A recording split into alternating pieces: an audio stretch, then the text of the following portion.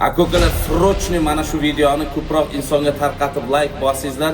Surxondaryoda uysiz, joysiz, ko'chada qolgan, juda ham qiyin ahvolda bemor bo'lib yotgan bir opamiz haqida sizlarga juda ham ko'p gapirganim. Yurolmayman darsda. Sog'lig'i mazasi yo'q. Bobamiz bo'lganda ham chiqmas edim. Yoki bittagina farzandim bo'lganda ham chiqmas edim darsdagi. Belimga kirajam bor, yuragimda ham mazasi yo'q. Oyog'im ishlamaydi. Ko'chadaman, hali buni uyiga yuraman. Hammani qovoqqa qarab yuraman. Bajonlar yordam beringizlar. Xotona bo'lingizlar. Hech kim bilmaydi, farzand bo'lmasin ekan, turmushimda yo'qolmasin ekan, ko'chalarga qolmasin ekan.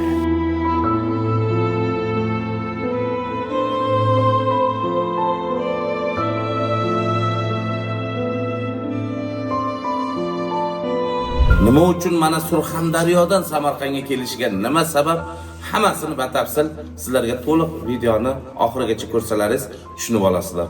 TSP ilovasi orqali Rossiyadan turib O'zbekistonning istalgan Uzkart, Humo va Visa kartalariga eng yaxshi kurslarda pul o'tkazmalarini amalga oshirishingiz va bundan tashqari svet, gaz, suv kabi kommunal to'lovlar hamda 50 dan oshiq turdagi to'lovlarni onlayn amalga oshirish mumkin. TSP ilovasi orqali nafaqat pul o'tkazmalari va to'lovlar, balki avia chiptalarni ham arzon narxlarda sotib olishingiz mumkin. TSP yaqinlarni birgalikda quvontiramiz. Avvalambor assalomu alaykum, hurmatli Shov TV kanalining kuzatuvchilari, sizlar bilan men Jamshid Ismatov. Akokalar, opa-singillar, hammalaringiz yaxshimisizlar? Tanijonlaringiz omonmi? Akokalar, srochniy mana shu videoni ko'proq insonga tarqatib like bosingizlar. Biz mana kecha bir kun dam oldik, Surxondaryoga bormoqchi edik, lekin ayrim sabablarga ko'ra bora olmadik. Surxondaryoda uysiz, joysiz, ko'chada qolgan, juda ham qiyin ahvolda bemor bo'lib yotgan bir opamiz haqida sizlarga juda ham ko'p gapirganim. Qarib 8 oy, 9 oydan beri har kuni telefon qilib yig'laydi, Oxiri, "Opa, men Samarqanddaman, hozir murojaatlar bilan yurgandim" deganimdan keyin ham opamiz yig'lab murojaat qilgandan keyin oxiri keling Samarqandga dedik va nihoyat bugun mana hozir Samarqandga yetib keldi. Hozir mana shu opamizni ko'rsataman. Videoni ko'proq insonga tarqalish uchun bir dona like bosib, ko'proq insonga tarqatib yuboringizlar. Opani dardini eshitaylik, qani nima bo'lgan, nima qo'ygan, nima uchun mana Surxondaryodan Samarqandga kelishgan, nima sabab, hammasini batafsil sizlarga to'liq videoni oxirigacha ko'rsalaringiz tushunib olasizlar. Unachiganlar, videoni oxirigacha ko'ringizlar, like bosish esdan chiqmasin. Assalomu alaykum. Assalomu alaykum. Opajon, yaxshimisiz? Yaxshi keldingizmi Samarqandga? Allohga shukr. Bu opamizni dardi nima deb so'rayotgan insonlar faqat videoni oxirigacha ko'ringizlar. Bir ona ko'chada qolgan, turmush o'rtog'i olamdan o'tib ketgan, farzandlari yo'q. Hozir mana o'zidan eshitamiz. Opajon, nima gap bo'lyapti? Yurolmayman darsda. Sog'lig'i mazasi yo'q. Bobamiz bo'lganda ham chiqmas edim. Yoki bittagina farzandim bo'lganda ham chiqmas edim darsdagi. Nima qilishimni bilmagan bilan chiqyapman, majburligim bilan chiqyapman. O'zingizni bosing. Mana keldingiz Samarqandga. 8 oy, 9 oydan beri har kuni telefon qilasiz, har kuni. Yurolmayman men. Belimga kirajam bor, yuragimda ham mazasi yo'q, oyog'im ishlamaydi. Turmush o'rtog'ingizga nima bo'lgan? Olamdan o'tdilar. Necha yil bo'ldi turmush o'rtog'ingiz olamdan o'tganiga? 1 yil bo'lyapti. 1 yil bo'lyapti. Ko'chadaman, hali buni uyiga yuraman. Hammani qovoqqa qarab yuraman. Kim hali nima qilar ekan, nima qo'yar ekan.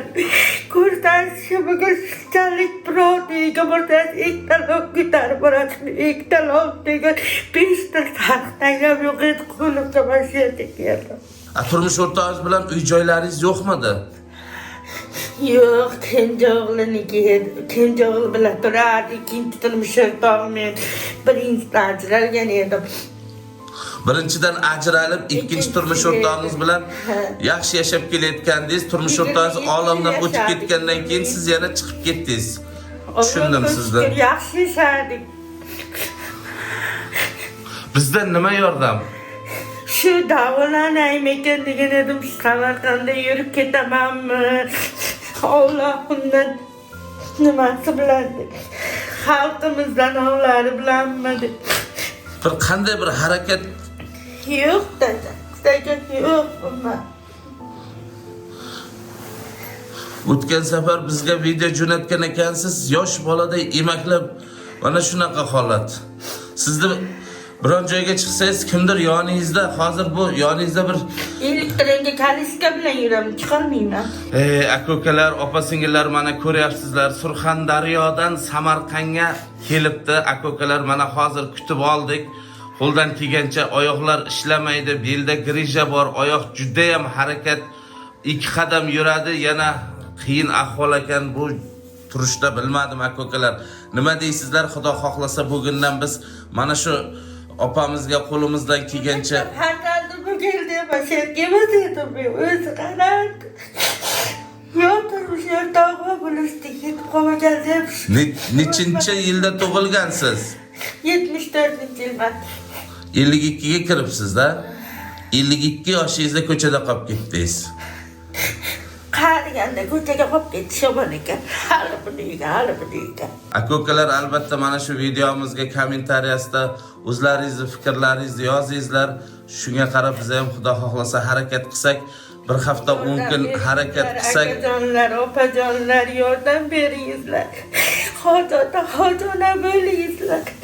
Hech kim bilmaydi, farzand bo'lmaslik, turmushda yo'qolmaslik, ko'chalarga qolmaslik.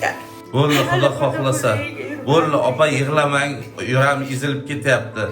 Mana hozir o'zim keldim, kechga Bekzod bilan kelamiz. Qani kechga efirlarda boshlaymiz. Nasib bo'lsa, shu bir hafta 10 kun qo'limizdan kelgancha shu davolanishingizga mana oyoqlaringiz ham qotib qopti ekan aka-ukalar.